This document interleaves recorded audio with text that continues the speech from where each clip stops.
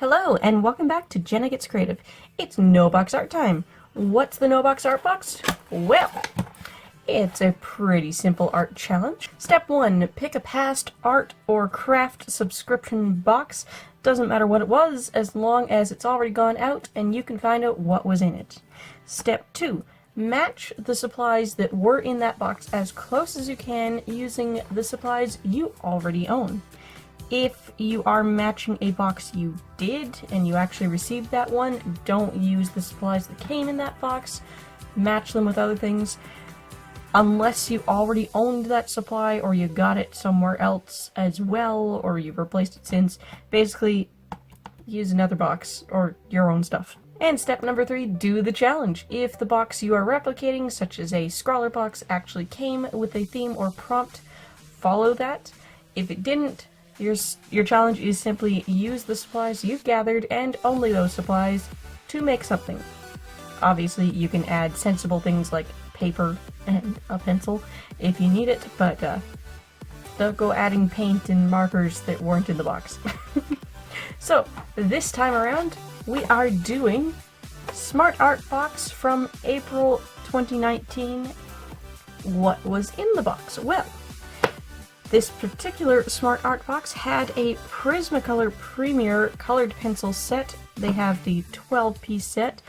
I've looked up prices on Amazon, on Canadian Amazon, so I'll give those prices. I will have it converted down below so you can figure out if this box would have been worth it for you and whether or not you want to consider actually subscribing to Smart Art Box.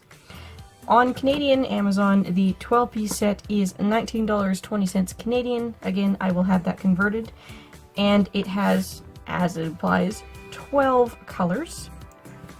I'm going to be using them, that's why you see the dots here, but I'm missing one, which is odd. I will get to that in a sec. They also sent the Stabilo .88 pen set, 8-piece pen set in pastel colors. And the Stabilo set is $12.07 Canadian. They also gave us a kohl erase pencil in blue, and if you do the math on the 12 set boxes, where like all 12 are the same color, it works out to be $1.63 Canadian per pencil.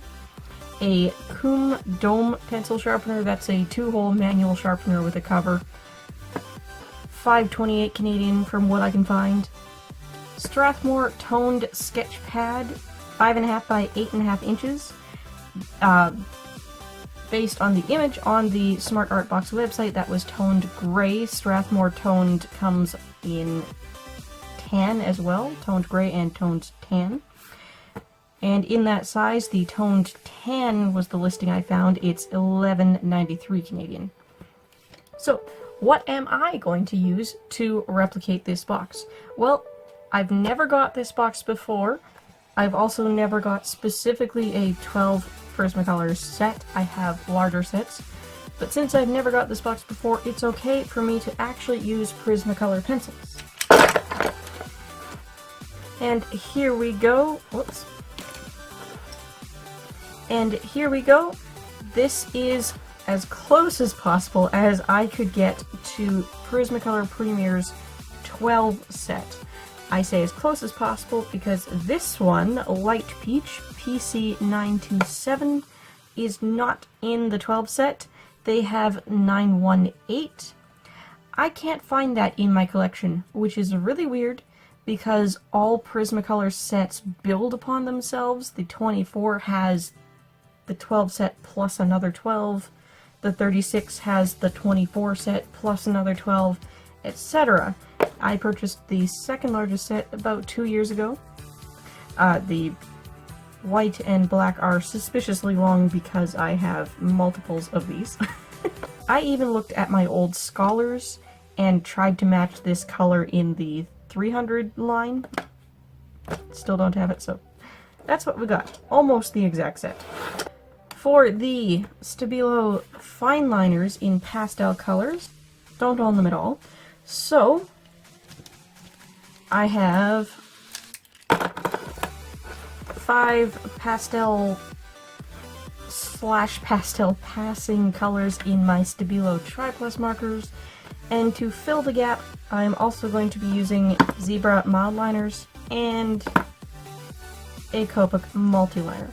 Colorase in blue. Here it is. Prismacolor Colorase blue. For sharpener, any old sharpener will do. I have a ton of manual sharpeners. Yes, that's an old baby formula bottle. I reuse things. Honestly though, with Prismacolors, these things, the leads break so easy. I don't trust these. I am going to use this monster, my Mitsubishi hand crank. And for the paper, I don't have Strathmore toned sketch, but I do have Strathmore Art Again paper, and this is huge, obviously, but I recently used a much smaller piece of it, so here's the remainder. It's a little bit bigger than the 5.5 by 8.5 that was included, but that's okay, it's still pretty small. As always, everyone is welcome to take part in the noboxartbox challenge. Use the hashtag noboxartbox, all one word, if you do, so I can find your piece. If it's a YouTube video, I'd like to include it on my master playlist for the challenge. This round, I am going to specifically challenge the following artists to try it out: Made by Dawn, Kimber Kiwi Art, and PandimensionalSpaceZombie. Looking at this rainbow of both pastel and regular colors, my mind immediately went back to the coveted Lisa Frank school supplies of the 80s and 90s.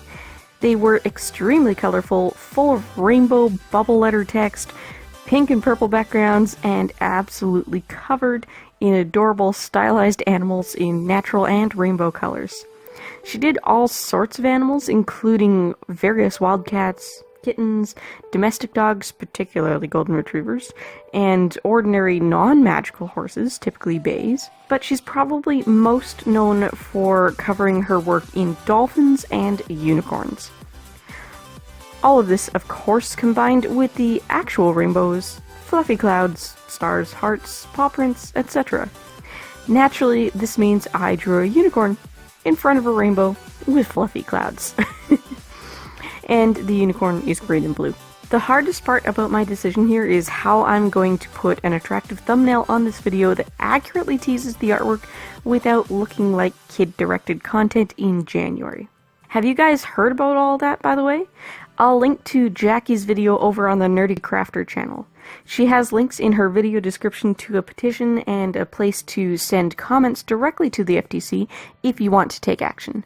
Quick summary, if you haven't heard, YouTube collects some data about you, the viewer, when you're on the platform watching videos. Mostly this information comes from what you tell them when you create and update your Google user account, but they also take note of what videos you're watching on YouTube, and if you're actually logged into a Google account, they might be looking at other things you seem to be interested in online.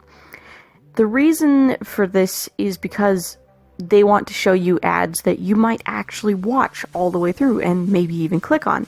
This is called targeted ads. In the USA, which is where YouTube is based, it's illegal to sell anything directly to kids under the age of 13, and it's illegal to collect personal data information from kids as well.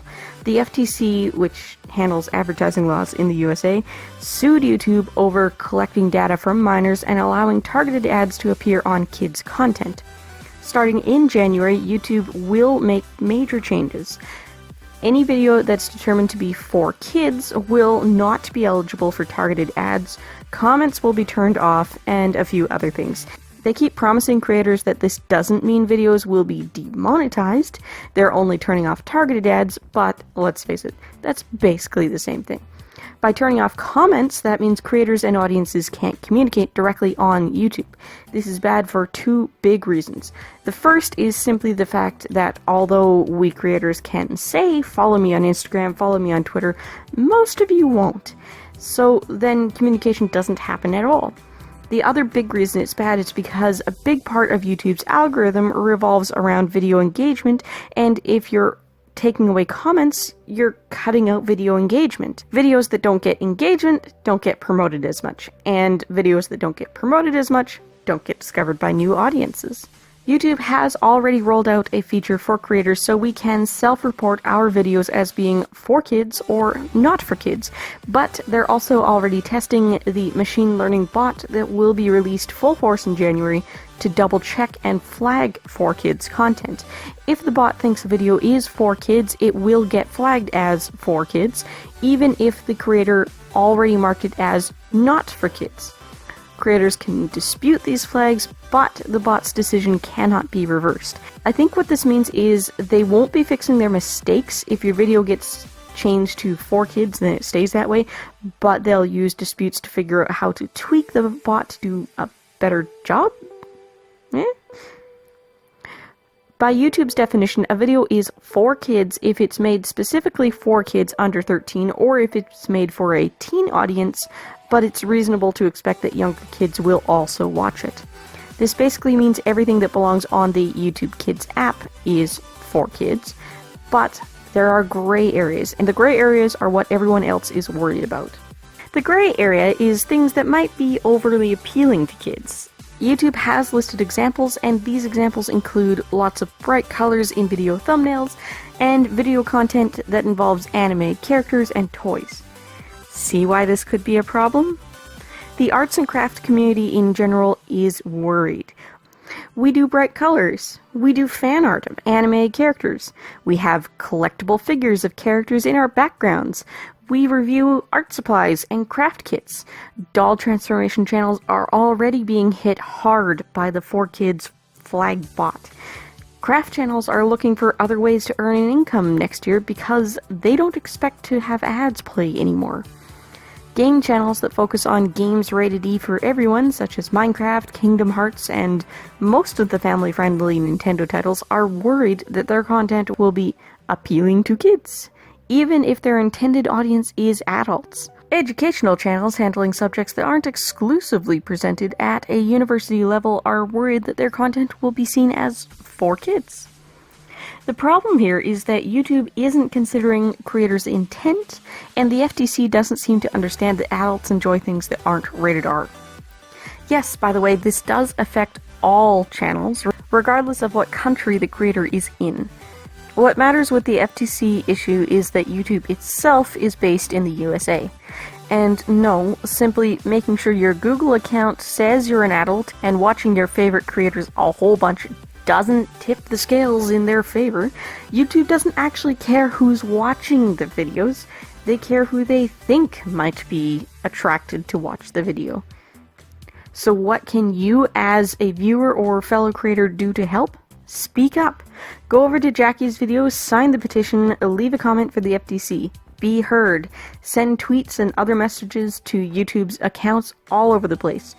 Follow your favorite creators on their other social media platforms. Subscribe to your favorite channels, and now more than ever, make sure you've got the bell on and set to all notifications so you'll still know when they've posted.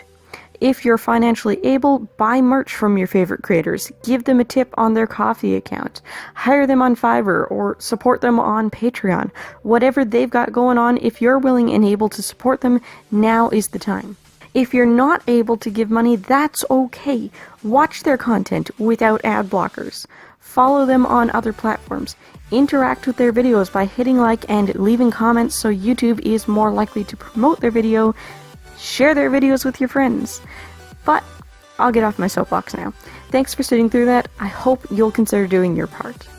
This piece was a lot of fun to create, but it's also taught me that Artigain paper is not ideal for full coverage with colored pencils if you're wanting to work somewhat fast. My character drawing for the YTAC submission last week was on this paper, and I did use colored pencils on that as well, but that was polychromos pencils, which are so much better than Prismacolor, and I put down an underlayer of Copics first, which hid the paper texture and gaps in the pencil coverage, so I was still able to work very quickly.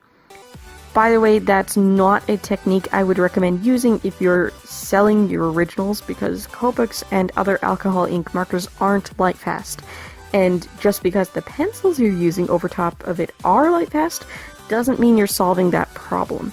Colored pencils typically lay down a translucent layer of color, so you would still eventually see a color shift. The pencils alone aren't going to protect the alcohol ink. If you are determined to work on this paper with pencils like Prismacolor and you want to fill in all the gaps and bumps in the paper texture, you're going to have to take your time, use a lot of layers, and do a lot of blending. You could blend by burnishing, or you could use a solvent such as OMS, odorless mineral spirits, on a brush or cotton swab. Again, pay attention to using materials that are archival if you want to blend with solvents. There are plenty of art hack videos and articles out there that will tell you to use baby oil and rubbing alcohol on your pencil pieces, but those materials aren't made to stand the test of time on artwork. The oils in particular will stain your paper and may not even dry at all. The rubbing alcohol you get from the drugstore isn't likely to be pH neutral, which means it might cause the paper to break down faster over time. If you're familiar with pencil blending techniques at all, you may have heard of powdered blender for colored pencils, and yes, that exists, but this paper is too smooth for that technique. If you want more information on blending colored pencils with solvents, I highly recommend looking through the video archive on Lisa Clo's YouTube channel, Lock Refine Art, or listen to the Colored Pencil podcast. But anyway, I've talked long enough. I hope you enjoyed this. If you decide to do the noboxartbox challenge, use the hashtag noboxartbox, all one word, so I can find it. I do curate a master list of all noboxartbox videos here on YouTube, and I'd love to add your video to it. See you later.